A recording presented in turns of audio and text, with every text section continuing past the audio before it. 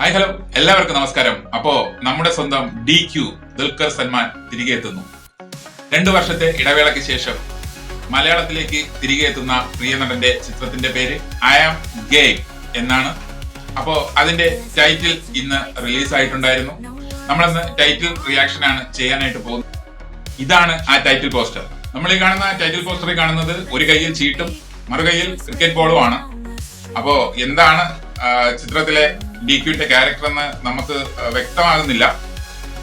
എന്തായിരുന്നാലും വരും ദിവസങ്ങളിൽ കൂടുതലായിട്ടുള്ള അപ്ഡേറ്റ്സുകൾ നമുക്ക് കിട്ടും. അതിൽ നിന്ന് നമുക്ക് അറിയാനായിട്ട് പറ്റും. മലയാളത്തിലെ കിങ് ഓഫ് കൊത്തയ്ക്ക് ശേഷം എത്തുന്ന ഐ ആം ഗെയിം എന്ന ഈ ചിത്രം ഒരു മാസ് കൊമേഴ്സ്യൽ എന്റർടൈൻമെന്റ് ആയിരിക്കും.